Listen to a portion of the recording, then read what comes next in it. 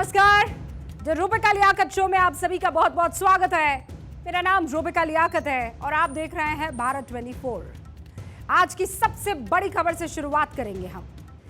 तो जिस मसले पर विपक्ष ने हंगामा किया, अविश्वास प्रस्ताव लाया, उस मणिपुर हिंसा पर आज प्रधानमंत्री नरेंद्र मोदी ने विपक्ष के हर सवाल का जवाब दिया, चुन चुन कर दिया। पीएम मोदी ने लोकसभा में देश के सामने मणिपुर मामले की गंभीरता को रखा, लेकिन उस गंभीरता को समझने के लिए पीएम के बयान देने पर धैर्य रखने की बजाय विपक्ष लोकसभा से वॉकआउट कर गया। 6:40 का वो वक्त था जब विपक्ष वॉकआउट करता दिखाई दिया और ये वही वक्त था जब प्रधानमंत्री नरेंद्र मोदी ने मणिपुर पर अपनी बात रखना शुरू ही किया था। जब वॉकआउट ही करना था, सवाल सबके मन में है, जब वॉकआउट ही करना था तो फिर अविश्वास प्रस्ताव लाया ही क्यों गया? जब जवाब सुनना ही नहीं था तो क्यों इतने दिनों तक संसद में हंगामा किया गया? इसका जवाब विपक्ष को देना ही चाहिए और आज पीएम मोदी ने भी इस पर विपक्ष से जवाब मांग लिया। अब शब्द बोलो, भाग जाओ, कूड़ा कचरा फेंको, भाग जाओ, झूठ फैलाओ, भाग जाओ। यही जिनका खेल है। ये देश इनसे अपेक्षा ज्यादा नहीं कर सकता है। अगर इन्होंने गृह मंत्री जी की मणिपुर की चर्चा पर सहमति दिखाई होती तो अकेले मणिपुर विषय पर विस्तार से चर्चा हो सकती थी, हर पहलू पर चर्चा हो सकती थी और उनको भी बहुत कुछ कहने का मौका मिल सकता था। उन्होंने आज जब अविश्वास का प्रस्ताव लाए और अविश्वास में सारे विषय पर वो बोले तो ट्रेजरी बेंच का भी दायित्व बनता है कि देश के विश्वास को प्रकट करें, देश के विश्वास को नई ताकत दें, देश के प्रति अविश्वास करने वालों के लिए करारा जवाब दें। ये हमारा भी दायित्व बनता है। हमने कहा था अकेले मणिपुर के लिए आओ, चर्चा करो। गृह मंत्री जी ने चिट्ठी लिख करके कहा था, उनके विभाग से जुड़ा विषय था, लेकिन साहस नहीं था, इरादा नहीं था और पेट में पाप था। प्रधानमंत्री नरेंद्र मोदी ने मणिपुर की हिंसा पर तमाम सवालों के जवाब दिए। मणिपुर में महिलाओं पर हो रहे अत्याचार पर वो दुखी भी दिखे, लेकिन उन्होंने भरोसा जताया कि मणिपुर में शांति का सूरज जल्द उगेगा। प्रधानमंत्री नरेंद्र मोदी ने अविश्वास प्रस्ताव पर बहस का जवाब देते हुए सवाल कांग्रेस की गंभीरता पर भी उठाए, आंकड़ों से कांग्रेस को आईना भी दिखाया। कल वैसे विस्तार से अमित भाई ने बताया है। मणिपुर में अदालत का एक फैसला आया। अब अदालतों में क्या हो रहा है वो हम जानते हैं। अब उसके पक्ष विपक्ष में जो परिस्थितियां बनी, हिंसा का दौर शुरू हो गया और उसमें बहुत परिवारों को मुश्किल हुई। अनेकों ने अपने स्वजन भी खोए। महिलाओं के साथ गंभीर अपराध हुआ और ये अपराध अक्षम्य है और दोषियों को कड़ी से कड़ी सजा दिलवाने के लिए केंद्र सरकार, राज्य सरकार मिलकर के भरपूर प्रयास कर रही है और मैं देश के सभी नागरिकों को आश्वस्त करना चाहता हूं कि जिस प्रकार से प्रयास चल रहे हैं, निकट भविष्य में शांति का सूरज जरूर उगेगा। मणिपुर फिर एक बार नए आत्मविश्वास के साथ आगे बढ़ेगा। मैं मणिपुर के लोगों से भी आग्रहपूर्वक कहना चाहता हूं, वहां की माताओं, बहनों, बेटियों से कहना चाहता हूं, देश आपके साथ है। ये सदन आपके साथ है। हम सब मिलकर के, कोई यहां हो या ना हो, हम सब मिलकर के इस चुनौती का समाधान निकालेंगे।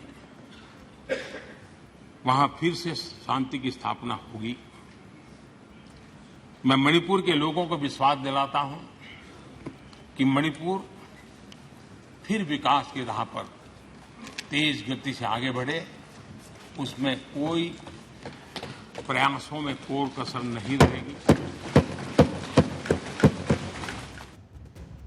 तो प्रधानमंत्री नरेंद्र मोदी ने लोकसभा में लगभग 2 घंटे 12 मिनट अपनी बात को रखा है और इन 2 घंटे 12 मिनट में 27 मिनट पूरी तरीके से डेडिकेटेड थे मणिपुर के लिए। सिर्फ और सिर्फ मणिपुर पर ये 27 मिनट केंद्रित थे। मणिपुर की हिंसा पर बात की। उन्होंने सवाल राहुल गांधी से भी पूछा, जिन्होंने एक दिन पहले ही लोकसभा में कहा था कि मणिपुर में भारत माता की हत्या की गई है। आप पूरे देश में केरोसिन फेंक रहे हो, पूरे देश में आप केरोसिन फेंक रहे हो। आपने मणिपुर में केरोसिन फेंकी और फिर चिंगारी लगा दी। अब आप हरियाणा में कर रहे हो, पूरे देश को आप जलाने में लगे हो। आप पूरे देश में भारत माता की हत्या कर रहे हो। धन्यवाद। यहां सदन में मां भारती के बारे में जो कहा गया है, उसने हर भारतीय की भावना को गहरी ठेस पहुंचाई।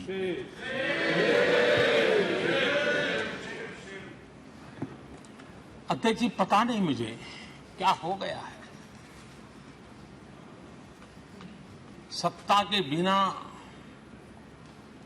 ऐसा हाल किसी का हो जाता है। सत्ता सुख के बिना जी नहीं सकते।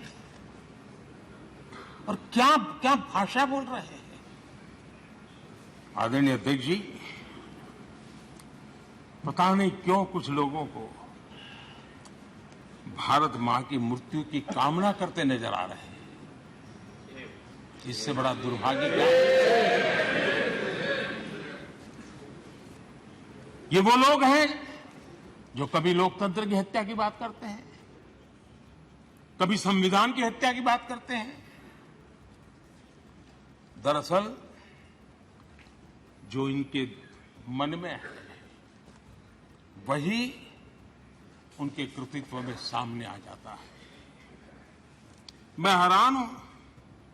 और ये बोलने वाले कौन लोग हैं? क्या ये देश भूल गया है? ये 14 अगस्त विभाजन विभीषिका पीड़ादायक दिवस आज भी हमारे सामने उन चीख को लेकर के, उस दर्द को लेकर के आता है। ये वो लोग जिन्होंने मां भारती के 3-3 टुकड़े कर दिए। जब मां भारती की गुलामी की जंजीरों से मुक्त कराना था, जब मां भारती की जंजीरों को तोड़ना था, बेड़ियों को काटना था, तब इन लोगों ने मां भारती की भुजाएं काट दी, मां भारती के 3-3 टुकड़े कर दिए। और ये लोग किस मुंह से ऐसा बोलने की हिम्मत करते हैं? आदरणीय अध्यक्ष जी, ये वो लोग हैं जिस वंदे मातरम गीत ने देश के लिए मर मिटने की प्रेरणा दी थी। हिंदुस्तान के हर कोने में वंदे मातरम चेतना का स्वर बन गया था।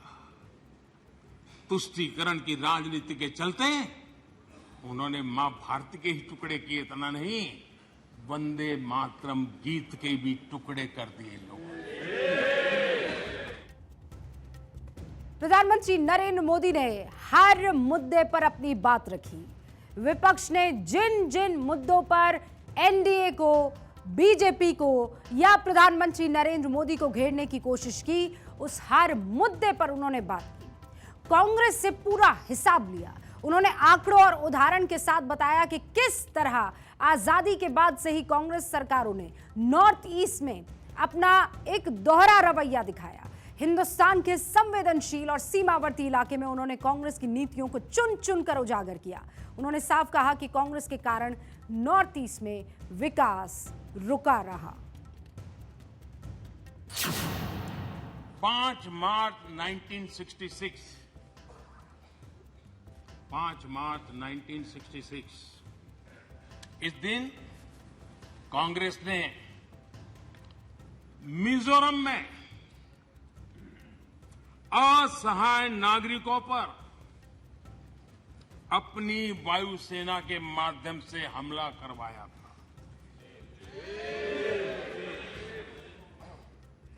और बड़ा गंभीर विवाद हुआ था। कांग्रेस वाले जवाब दे, क्या वो किसी दूसरे देश की वायुसेना थी क्या? क्या मिजोरम के लोग मेरे देश के नागरिक नहीं थे क्या? क्या उनकी सुरक्षा ये भारत सरकार की जिम्मेवारी थी कि नहीं थी? जो लोग अपने आप को लोहिया जी का वारिस कहते हैं और जो कल सदन में बड़े उछल करके बोल रहे थे, हाथ लंबे चौड़े करने की कोशिश कर रहे थे, लोहिया जी ने नेहरू जी पर गंभीर आरोप लगाया था और लोहिया जी ने कहा था, और वो आरोप था कि जानबूझकर नेहरू जी नॉर्थ ईस्ट का विकास नहीं कर रहे, जानबूझ करके नहीं कर रहे। और लोहिया जी के शब्द थे, ये कितनी लापरवाही वाली और कितनी खतरनाक बात है। लोहिया जी के शब्द हैं, ये कितनी लापरवाही वाली और कितनी खतरनाक बात है। 30,000 स्क्वायर मील से बड़े क्षेत्र को एक कोल्ड स्टोरेज में बंद करके उसे हर तरह के विकास से वंचित कर दिया गया है।